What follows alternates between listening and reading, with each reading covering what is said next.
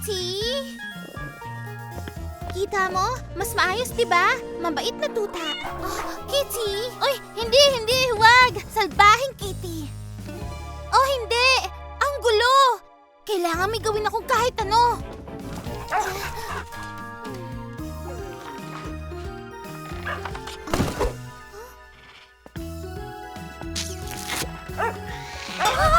Uy, wag! Itigil mo yan ngayon din! Hindi ko na kaya to.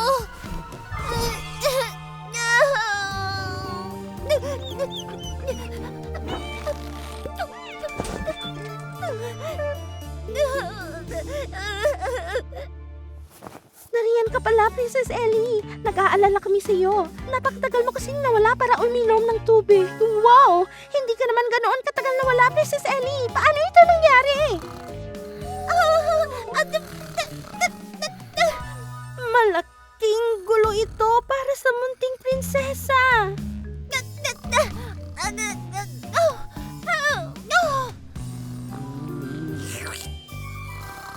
Okay lang, Princess Ellie. Lahat naman tayo nagkakamali minsan.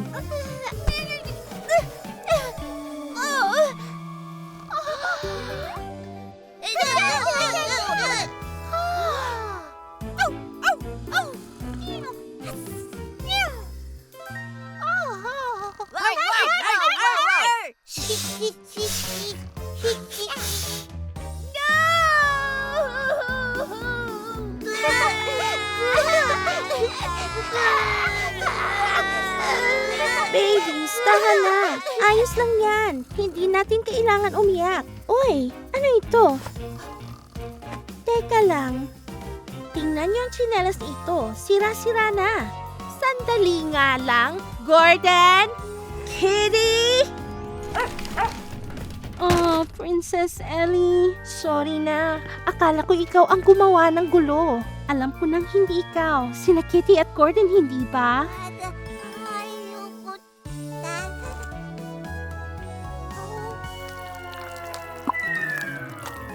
Yuck! Iyaw ka diri. Okay, babies. Ano nang gagawin natin dito sa playroom?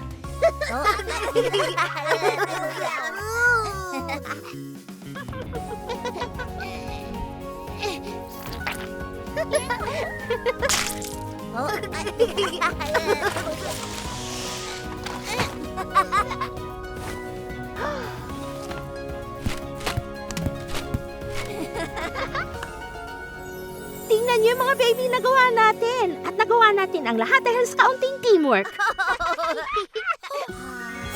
Tamang-tama, Princess Ellie. Tamang-tama lang para ibalik ang huling libro sa lalagyan.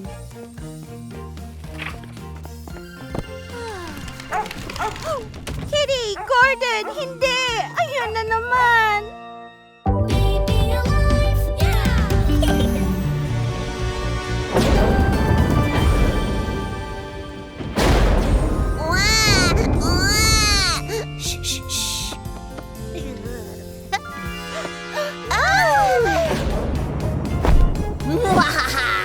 Naku, hindi! Ayokong tingnan! Hindi ko alam na nakakatakot pala ang palabas na to. Halika, tabi tayo, Stellar Skylar! Hindi masyadong nakakatakot pag magkasama tayo.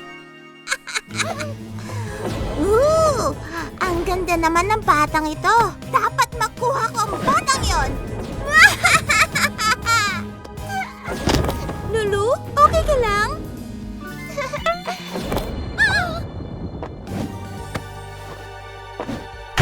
Hindi nagtagal, lumaki ang sanggol na isang magandang prinsesang mahilig kumanta. Isang araw, dumaan ang isang prinsipe at nakarinig ng magandang awitin.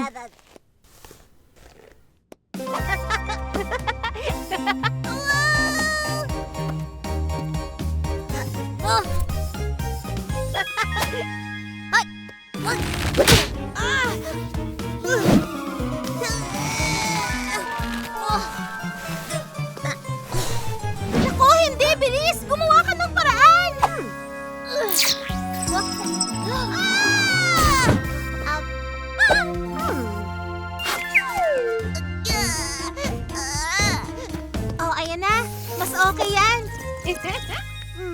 Pero, napakahirap talagang iligtas ang prinsesang ito.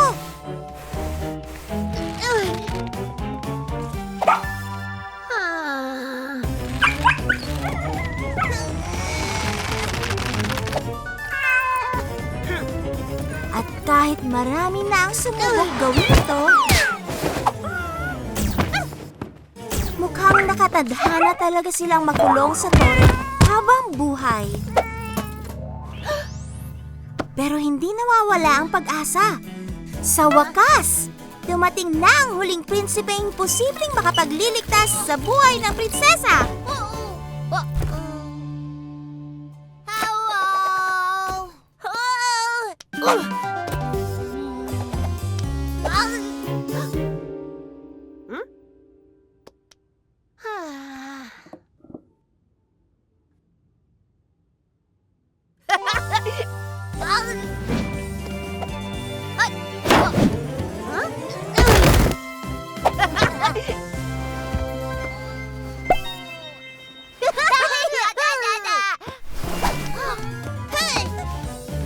Gordon! Wag! Ibalik mo sa akin yan! Naku, hindi! Paano natin sila maibababa niyan? Huwag kayong mag-alala, babies! Papunta na kami! Huh?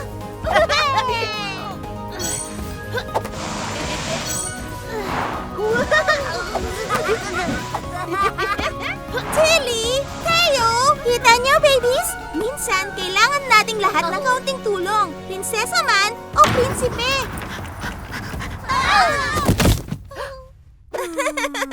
At namuhay sila ng masaya habang buhay. The end! Gordon! Hapunan na! Gordon? Uh-oh. Mukhang masama ang pakiramdam ni Gordon.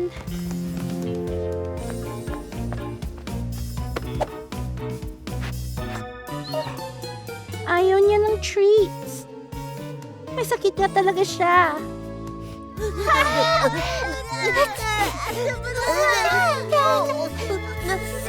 Huwag kayong mag-alala, babies. Alam ko na ang gagawin. Kailangan pumunta si Gordon sa veterinaryo.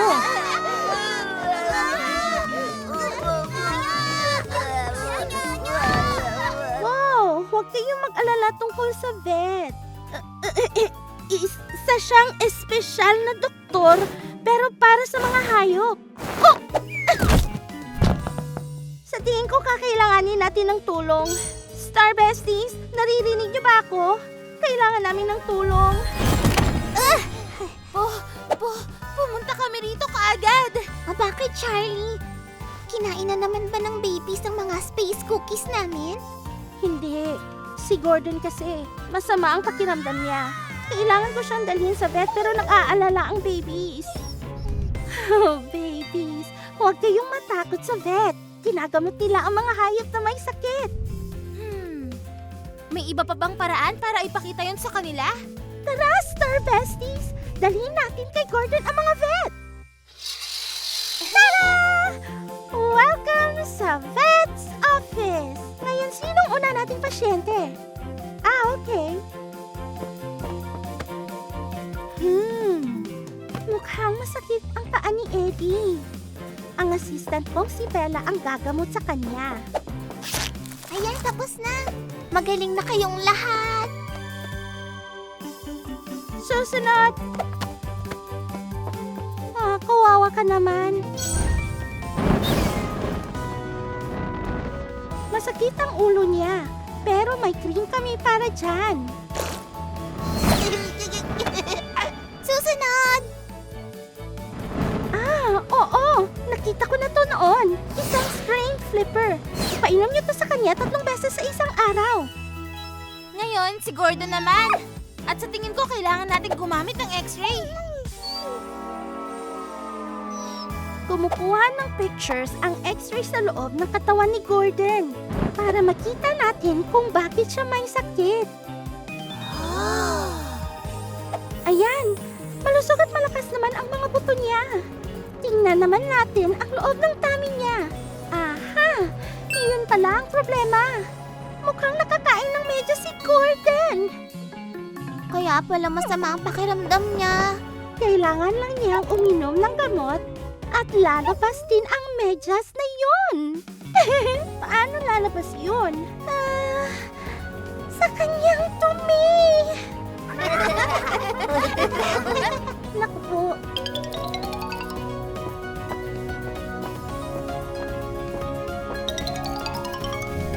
Lumabas na ang medyas.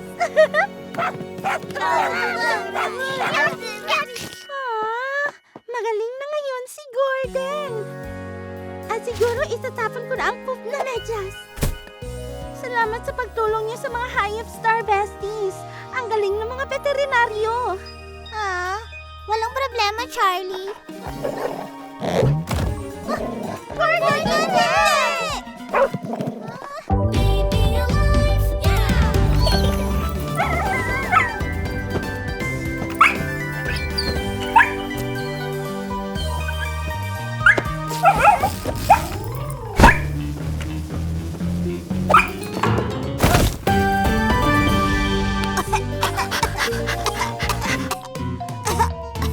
Ano ba to?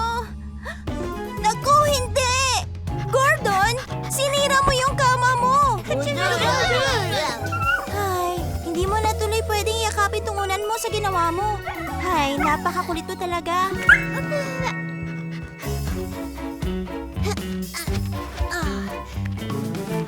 Oh, ang cute naman itong puppy bed na nakita mo, Lulu. At maganda sana pang regalo to sa Valentine's Day para kay Gordon. Ano sa tingin mo, buddy?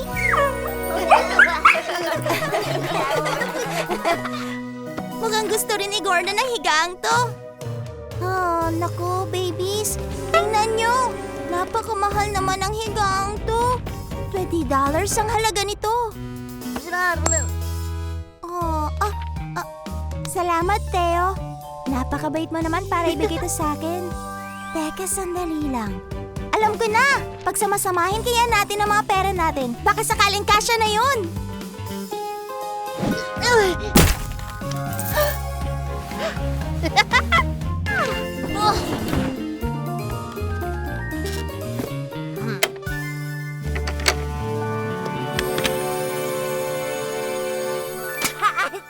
$9.13. Ay, sinubukan natin. Pero hindi talaga sapat ito.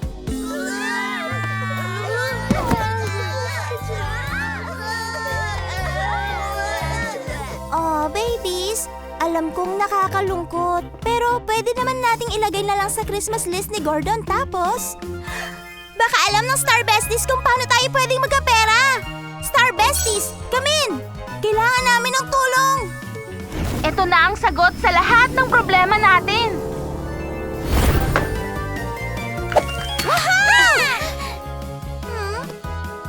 Lemons?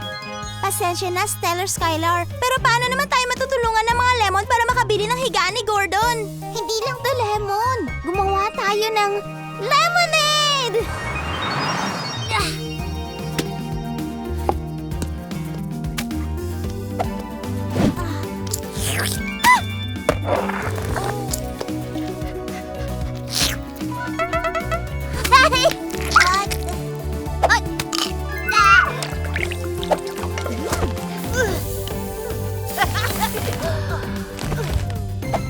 Tada! At ngayon, ang hinihintay ng lahat.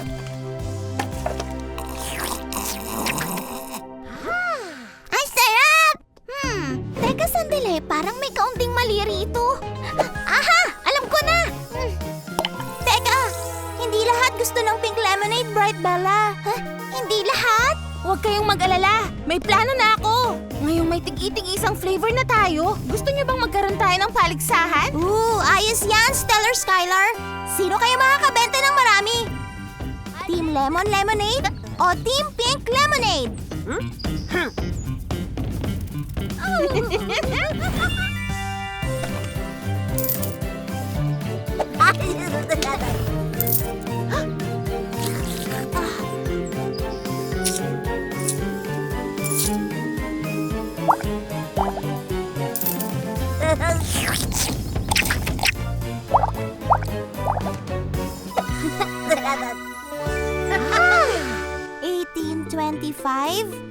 $18.50? $19? Ano? Kulang pa rin ang pera natin para sa higa ni Gordon. Malapit na nating mabuo. Siguradong may paraan pa.